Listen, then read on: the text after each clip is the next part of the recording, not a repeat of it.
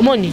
Pendant ça, bon, tellement que bango, linga ba betanga sans cause. Nga ce qu'on appelle ça bango opportunité, on appelle ça bango cause. Oni bo beta pona ko finga bango pena finga mona sinta kapash. Na fingi na sinta kapash. Na fingi pena ye mona na mukio na chat ntira mukina mutu ne wana. Na fingi. Un garçon au moins si on comprend. Oui, c'est un garçon.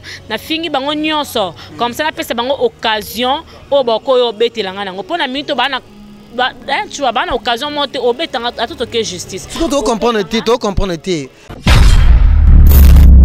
Tu vois, moi, pour moi, je peux dire que Tony a raté quand les gens disent que Karine Aza, Michael Jackson, il y a Ned, Madame YouTube et tout. Tony a raté parce que c'est vrai et réel. Pourquoi tout a commencé? Parce que Karine a posté Kinga. Nous sommes bandits, merci Yaya pour ton soutien. Moi, je t'assure, Titan, mais je te jure sur la vie de mes enfants. Je te jure sincèrement, je te des gars. Au bangaté parce que au bangaté. Tu es au bangaté parce qu'on s'est respecté. Nan elo mon contre te inde scolinga ameka kozana elo mon contre ngai mais na ndinga okay nango po biso ba start okay na nango ka bongo do eke pe ka ndinga yo linga. Et maintenant là c'est Karine Mokonzi qui m'inspire. Tu vois sa façon de faire les choses, sa façon de parler, sa façon de travailler. Chroniqueuse nous a inspiré Lélo Beki, tu vois que nous aujourd'hui n'a pas capacité intellectuelle aussi, au moins que nous au copier moins mon pied, aux ala moins un peu idole c'est trop dur. Au inspiré que non moi Beki dans un nengenanga, mais quelque part aussi n'a pas nous que nengene. C'est quelle chroniqueuse? D'abord avant quand je grandissais, Nazaki d'abord doué na comment on l'appelle encore Papimboma. Bah mission naie tout bané ko sepelisanga avant. Tu vois après Azo continue toujours à poster. Oui, Azo continue toujours à poster. Donc Karine a posté et après tout le monde après quelque temps va poster du sous-soufi mon boye. Tu vas poster et après donc pourquoi? Parce que tu sais Manika a raison de dire que bah malesama et bah lokotaka biloko Karine je fais pas ça parce que pour ceux qui prennent la buzz, pour la nité. Toi-même, tu viens de voir, non? Garçon, moi, il y a beaucoup de salité. Moi, il y a beaucoup de salité et tout. Aïe, awa, bandoba, oh non. Alors, bêta beki, on sait la beki boy, on sait la beki boy. Garçon, on a un côté. Non, on a un côté héros, titan. Héros. Non, on a bateau baza contre Karine. Peut-être que toi tu défends mieux Karine Mokonzi, peut-être c'est comme ça. C'est l'internet c'est pas l'église, là tu dois au moins comprendre tout ça. D'abord moi je peux dire comme internet comme de gauche à droite, c'était d'abord tiba comme on finit à Karine Boye. Donc moi je suis sûr que bandé d'abord pour nanga. Pourquoi? Parce que Karine a posté Kinga. Je ne peux pas insulter d'autres personnes, mais pour la Sinta Kapash, je te dis sincèrement. Comme le roi ennemi géré, non? Oui, parce que comment internet fait sur quelqu'un internet, comment toi tu peux envoyer le comme on a beaucoup saleté, on a mouké wana au tindaraye pour aya awa ta pa o beta beki. Héros. On peut dire qu'on beta parce que à moi mobali, hein? Maintenant on a vu ne mobile, attends moi so yo bala. Alors attends dégoût soit kanisika likamo bo ono sala alors attends dégoût obeta ta moi sinata mbata. Mon atie botalelanga Congo température ya maman Rosette la fleur nadambu. Après avoir défilé là-bas cité Pola mais cette fois Congo Température TV. Désormais, suivez-nous sur cette chaîne. Congo Température TV. Congo Température. La patronne, Rosette la fleur d'amour, chaîne à solo. Émission religieuse. Théâtre, musique, environnement. Bah, émission sportive. Émission politique, donc, nulle part ailleurs. www.congotempérature.com. Nous avons information à temps réel. Congo Température. Et y a mon pépé Asika. Yaya Tobina, Congo Température. Bienvenue ma chère internaute à Congo Température avec Peggy Citon, le parallélo de la presse congolaise. Un grand merci à Joe Lili Attal, en charge et annonce de prix Londres, qui est mon sponsor et mon producteur. Un grand merci à l'agence FDA. Il y a Fabien de Bito, Balobi Banagnon, il y a Bruxelles, il y a Paris. Vous en avez besoin de routine d'abakoli, nabino tombon, nabino Kino, Kinshasa, Luanda, Boke n'est pas Fabien de But, on arrive Dublin, numéro 18 à 1050, Boke n'est pas vraiment Romona. Merci beaucoup, Ami Gongombo, Mokonza 25, commune, Baton, Nyon, Sobolo, Nabiso, partout dans le monde. Oh, vraiment, Bozo soutenir Peggy Sitan et surtout, Bafan Nyon, Soya Karine, Mokonzi, la baronne, puis Bafan tout à Peggy Sitan. Oh, Bozo soutenir, là, je vous dis un grand merci à lui, on l'appelle Maman Arlette Matoko. Hein, elle, on l'appelle plutôt Maman Arlette Matoko depuis Londres. Nabo Sanité, Henri Modogolongo depuis Canada, Batutu. Aujourd'hui, pour la première, je reçois pour vous Becky la star. Yene Mikolo, hein, tous les oiseaux, tous les fignons, basu panique. Et Peggy Titan, tellement na yambiete, je veux une émission intelligente. Hein, ne Peggy Titan ne alingara. À ça, vraiment, une émission, il faut sentir que ma question, moi, à bazozoté, ma question, moi, à terre. Aujourd'hui, Peggy Titan, Azo Yambaye, Analola, Congo. Là, déjà, je vais le dire déjà. Bonsoir, Becky. Bonsoir, Titan, ça va? Oui, bah, comment on a mboka d'abord? Becky Senda. Becky Senda. Les lopé, on salopé bien sur mon fan, mon razu combo. Il y a combo à Becky et on salopé bien parce que le n'a pas tout battre lingo mingi. C'est pourquoi d'abord il y a donc c'est parce que je suis d'abord différent des autres et d'abord parce que je fais bien mon travail et parce que d'abord je suis intellectuelle, je suis polie, j'ai pas l'habitude d'insulter les gens. En plus tu soutiens Karine Mokonzi. Ah oui, hein, c'est peut-être ça aussi. Et relation nayo, tu as dit que vous avez une basité belé, le long sur mon ça succès moi référence et bana. Le long on parle de Cynthia Kapash. Et Becky a travaillé aussi avec Cynthia Kapash. Ouais, j'ai eu à travailler avec elle. D'abord, moi je voulais même pas parler de ça parce que déjà, tu vois, c'est un sujet qui me rend faible d'abord et parce que moi ça m'intéresse plus de parler d'elle surtout et parce que niveau il y a niveau monté tu vois, c'est un peu ça, je travaille avec elle et tout, maintenant je travaille plus avec elle. Tu étais maltraitée, humilié peut-être aujourd'hui parce que mon toutou a commis sa référence naïe, donc mais pour toi tout le monde c'est comme si c'est différent aux autres. Tu vois, j'étais même pas maltraitée, mais je peux dire j'étais humiliée. Tu vois, j'étais humiliée et tout parce que moi j'ai rien contre elle. Tu vois, dans un élan monté contre elle, mais peut-être que Eza, tu vois, moutouye moro alingara, ami comme ça, batouye le qu'on a bagarre d'esprit moro boy, or que c'était pas ça. Moi en fait j'étais étonnée au que monteur, no ebisanga, non tu vois, alors baraka yo naie bo au bandeko les canabanzela naie, tu vois, la banzela naie et puis on mikolo a fini au moins bouton. Tu vois, moi j'étais étonnée pour la marambola, mais donc à part ça en tout cas, nan le moment contre était une des scoles inga ameka kozane le moment contre ngai. Mais naninga ok nango pour biso ba start ok nango ka bongo do ekepe ka ndenge yo linga. Chroniqueuse ni inspirant Lelo Becky, tu vois que nous aujourd'hui n'a pas capacité intellectuelle aussi, au moins que nous au copier moins mon pied, aux ala moins un peu idole c'est trop dur. Au inspirant que non, moi Becky dans un nanga, mais quelque part aussi n'a pas nous nengene. C'est quelle chroniqueuse? D'abord avant quand je grandissais, Nazaki d'abord doué na comment on l'appelle encore Papimboma. Mission et tout avant et maintenant là c'est Karine Mokonzi qui m'inspire. Tu vois, sa façon de faire les choses, sa façon de parler, sa façon de travailler et tout. Tu vois, parce que Tokolo Bakate elle est impolie, Tony non, Azapi n'a pas bien naïe mon boy. Tu vois, peut-être les gens vont dire parce que peut-être oh non, Tokuta ni pot citon Azawana, non, ce n'est même pas ça. Parce que elle était la seule chroniqueuse on a naïeba na internet sans te mentir. Parce que ma soeur Ndazaki douée na YouTube, non?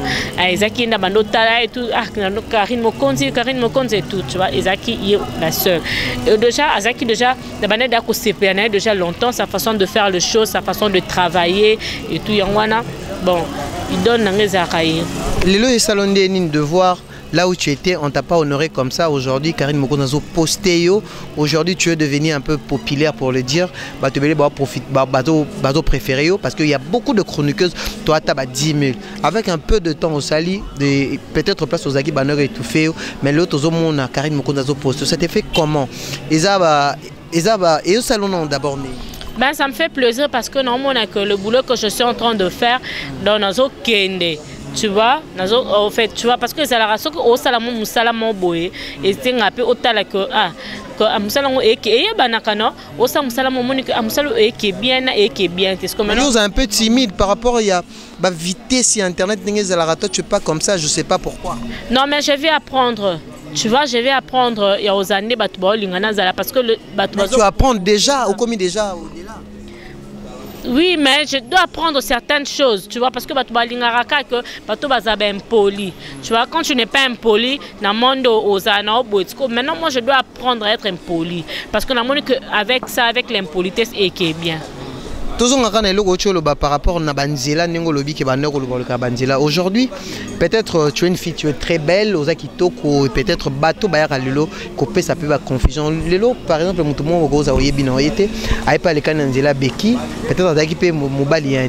est-ce que tu n'as pas peur de ça? Est-ce que d'abord, tu donnes le respect d'abord parce que tu es une fille, tu es très jolie? Parce que le baron qui bat belé bazana,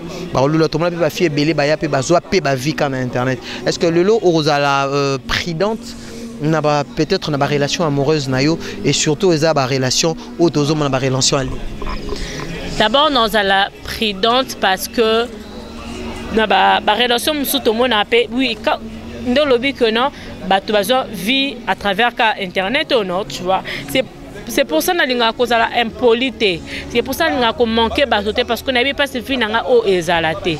Tu vois, il y a un truc comme méfiance, maintenant, façon donc je vois que je dois déconner un peu. Donc pour la fan en tout cas, excusez-moi. Excusez-moi parce que mon nabi se basta et qu'il n'a qu'à bongo. Je fais pas ça parce que pour ceux qui prennent la buzz, pour la nité, toi-même tu viens de voir, non? Dans ce moment, il y a beaucoup de salité, moi je m'a beaucoup de salité et tout. Aïe, oh non. Alors beta beki, alors ça la beki boy, ça beki boy. Garçon on a un côté. Non, on a un côté héros titan. Héros. Non, on a bateau baza contre Karine. Peut-être que toi tu défends mieux Karine Mokondi, peut-être c'est comme ça. C'est l'internet c'est pas l'église, là tu dois au moins comprendre tout ça. D'abord moi je peux dire nyonso o baniti ba comme internet comme de gauche à droite, c'était d'abord si ba comme finga Karine Boye, donc moi je suis sûr que bandé d'abord pour nanga. Pourquoi? Parce que Karine a posté kinga. Tu vois, après Azo continue toujours à poster. Oui, Azo continue toujours à poster.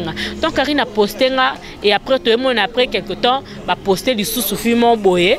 Tu vas poster après. Donc pourquoi? Parce que tu sais Maniki a raison de dire que bah malesama ba lokotaka biloko Karine a boaki de bango ba lokotaka.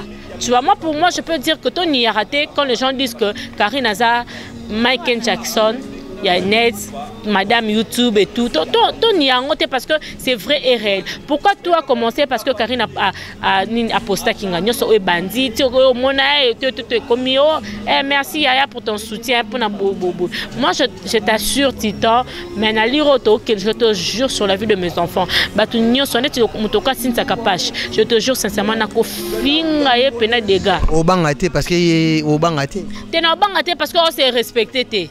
Tu vois, comment peut-être et ça l'est bien peut-être à mon que tu étais aux aguets panaïe les lots aux défendre Karine Mokondi basé en rivalité na Karine. Moi je défends personne parce que Karine Mokondi ne me paye pas. Tu vois, Mouto qu'on a défendre, c'est Maman Fallon Allemagne, mon chaîne YouTube et tout. Yendo on a quoi défendre. On a défendre Karine, c'est ma soeur. Ce n'est pas parce que les gens disent qu'elle est impolie. Nenga kolo bake na lingayete topo batu ba boye bobo non. Tu vois, c'est ça pour batu ba bake non. Karine a impoli, Karine a boye nenga na lingayete dans na boye parce que les gens disent qu'elle est impolie. Moi chez moi à manifester impolitesse on ta finga ngate loko tengane on n'a pas de problème. Siko aza idole nangai. Donc ya loko neti ozara doué neti na Michael Jackson. Que kutana Michael Jackson yebisanga. Hein?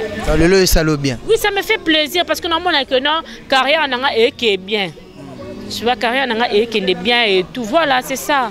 Merci beaucoup Becky, je pense que merci beaucoup à Blaise Basson et Jérémy Basson, Bazola Nation c'est notre moment.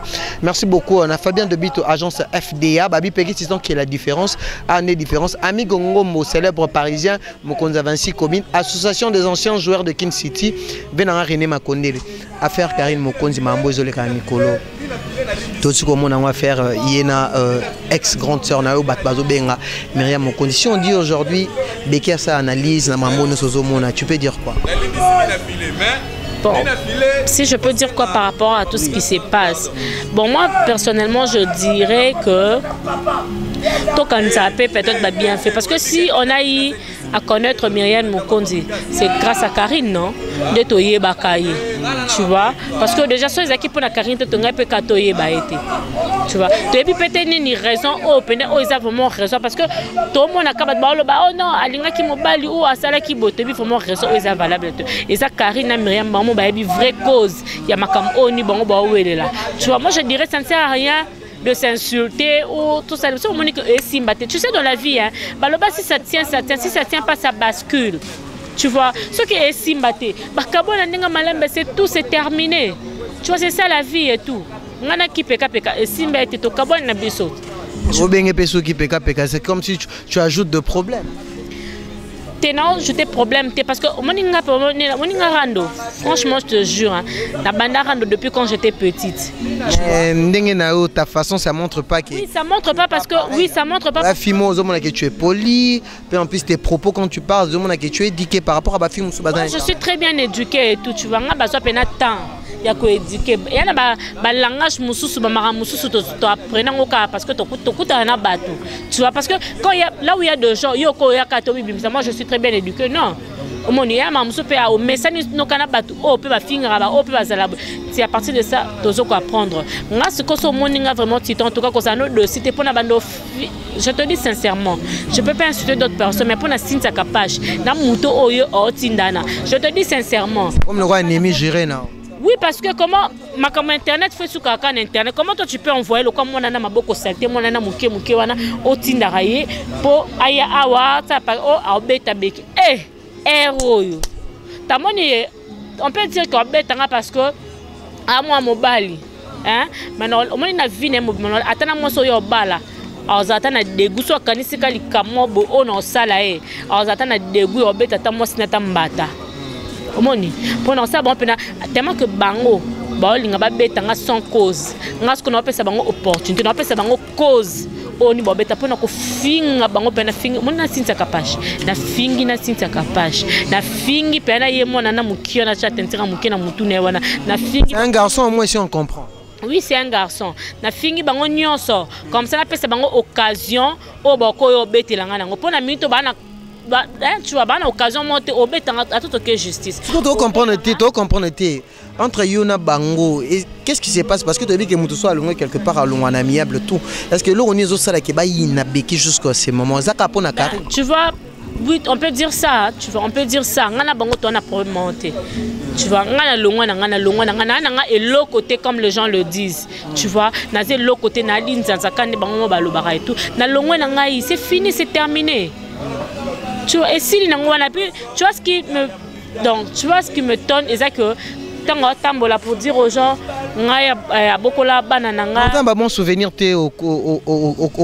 Kenya na ngopé pona sin bon souvenir na yezaka na kansake kana nzembo o asertrina lobo konzambe eza mokusete nzembo ande bon souvenir. Tu as des enfants aussi parce que tu viens de parler. Ouais, j'ai 2 enfants. Deux enfants. Oui, ma fille est née à 5 ans, mon garçon a 3 ans. Mais le ça fait comment par rapport au Lolo Nenge au Wikeno? Est-ce que mauvais souvenir au Rosa Lango Suko au Rotang sur Nani? Sur Cynthia Kappa. Bon, d'abord, allons la cas haine envers le genre, allons Azaka, en fait, atika hypocrisie. Tu vois, parce que y a ça, au moment de Balobara, donc pour qu'on soit au fou là. Elle peut venir et dire, ah, Beki, tu as besoin de. Tu vois ce qui me tombe, c'est que non, on peut tout faire. Tu vois, elle peut tout faire, mais sauf ça. Genre, pour un numéro, il a fallu. Au fond de ça, les réunions, na batu. Oh, ça la panique na internet, tout le monde a fallu à paniquer yo. On peut même pas problème parce que ça il en a ketchup. Est-ce que l'autre bon étant qu'une chroniqueuse où tu viens d'à peine où tu connais ban calamine que les solo na yovma et tambola pour na fali ça alors d'abord un ennemi. D'abord je peux dire moi je suis journaliste, tu vois. Ceux qui n'a un numéro à fali, est-ce que où est les maths?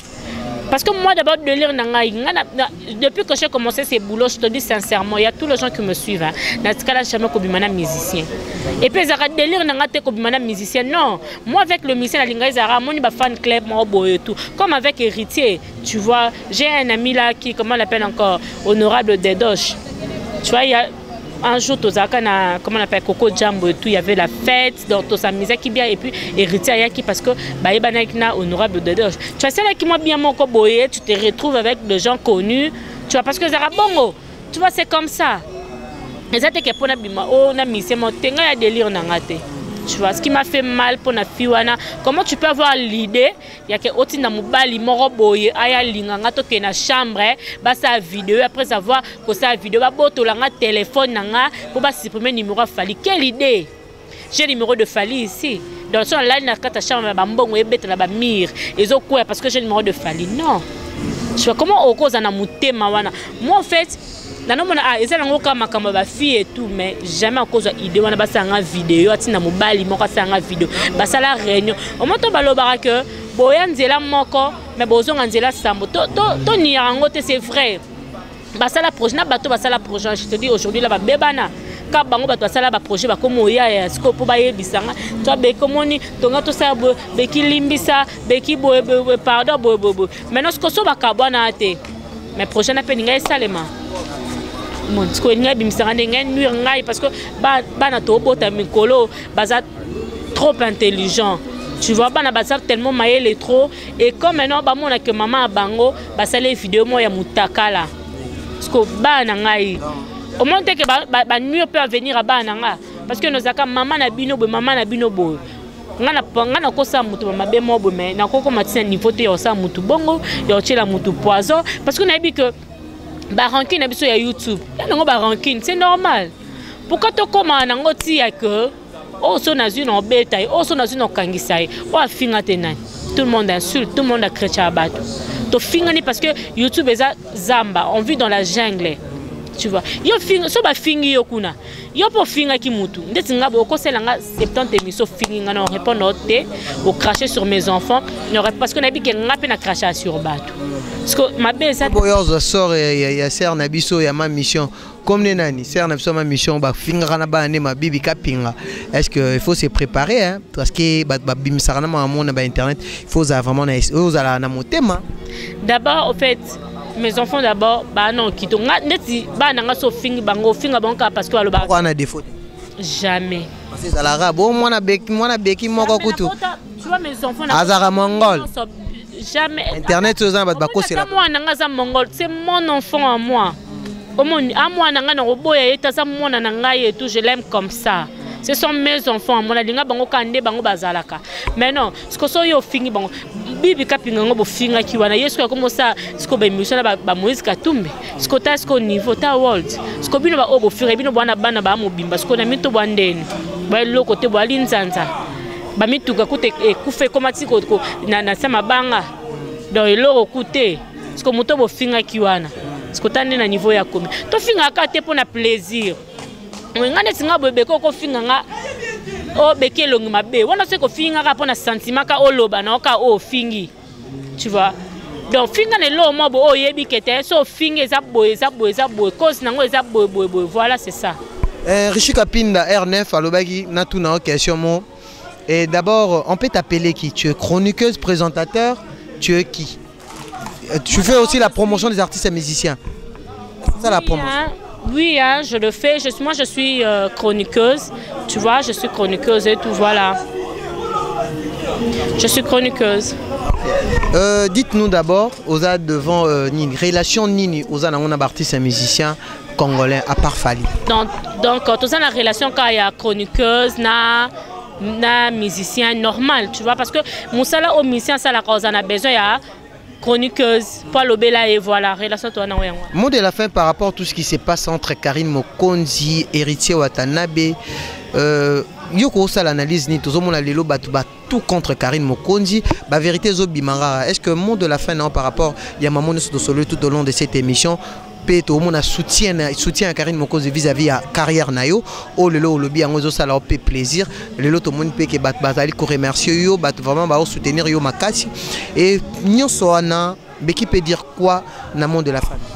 Ben non, monde de la fin par rapport à Karine Mokonzi et héritier Wata, je dirais seulement que baza bato babandi le lot. Tu vois exact le quoi na bolingo non moi c'est na mobile so ba so na ba bundaka to kota ngote parce que un jour peut ba ko so la to tika na soni. Tu vois, bango ba vraie raison, ba relation ni bazana ngo, si ba commander tinde bazawana, peut-être un jour ba ko solo là. Bozana bango bien et tout. Maintenant moi je dirais un grand merci à Karine Mokonzi pour le soutien et tout parce que à part Karine ngena qui rappelle, est-ce que vous avez une relation mususu na ba chroniqueuse bozana bon terme? Bango nyoso fait. C'est un Jaël Show. Bango nyoso. Jaël Show bosola. Bon, je peux pas dire to solaka parce que nayebi, tu vois, sans rancune, sans rien. Mais non, tu dois t'en ma grande soeur là, tu dois t'en écouter, tu sola t'es l'autre côté, voilà. Merci beaucoup monde de la fin nayo, ba dédicace nayo, Claire Bobou la papa Sagiombo telwaika qui a besoin ka autant à commoner parce que à Senga Claire Bobou la le mignon garçon de Paris le cash money. Dans Paris vraiment na minute so ba da tomber ba na besoin maké, ba ça la moins lourd pour na ba soutenir Kabik. Claire Boboula, en tout cas, je te salue, les mignons garçons, Kandé Balobi, les mignons garçons de Paris. De Paris. Les cash money, ouais, c'est rien, ah bon? Donc, il y a trop Kandé Olinga, qui c'est dans mon amouluba, journalistes sont maquillés toujours belles et tout, mais il y a trop, il y a des gars et tout. Donc, moi, je n'ai pas besoin d'argent, non, n'a besoin de conseils, et tout, et ça, là, bien. Merci à Karine Mokonzi la baronne, Balobi Tarayo, parce que la biso va start au Kenya, Bongo, et Simba, on dit l'homme, le grand cordon, on appelle ça Bisou Belé. Fin d'Amado va depuis Paris, Janine Katanga, le célèbre garçon de Paris, dans la bino à trop. Wilfried Bompili, hein, Babi Yangwana, Mavin Kosi, Jires Malele, donc je vous aime beaucoup en tout cas, bisous. Nazo assuré car nazo ko assuré sécurité na bandal. Donc moi si balobi que la femme est chère donc to soutenir yo on peut pas aussi mon anjototé donc toza wana pour nos ana wana principe donc je pense que merci. On est à la fin de notre émission, c'était là Becky Kassenda. Je pense qu'on se retrouve à la prochaine. Un grand merci à l'équipe technique qui m'a accompagné. Un grand merci à Cédric Kabea, mon ami garçon noir. Un grand merci à agence c'est mon agence FDA. Il y avait Nabiso Fabien de Bilto. Baïbo qui est rapide Nari Dublin numéro 18 à 1050. Bokenewana. Ami Gongombo, le célèbre Balobi Mokonza 26 commune, bateau tout bolinga rapegi, titan bozo soutenir, je vous dis un grand merci à Jolili Atala, Henri Modogolongo, mon vieux Babi association des anciens joueurs de Kin City, mon vieux René Makondele, bateau tout bolinga rapegi, titan. Donc on se retrouve à la prochaine. Maman Rosette la fleur d'amour toujours dans Congo température. Bye. Oh! Mon entier, botalelanga, Congo température, ya maman Rosette la fleur, nadambu. Après avoir défilé, n'a cité Pola, mais cette fois Congo température TV. Désormais, suivez-nous sur cette chaîne. Congo Température TV. Congo Température. La patronne, Rosette la fleur d'amour, chaîne à solo. Émission religieuse. Théâtre, musique, environnement. Émission sportive. Émission politique, donc, nulle part ailleurs. www.congotempérature.com. Nous avons information à temps réel. Congo Température. Et y a mon pépé, Congo Température. Et y a mon pépé,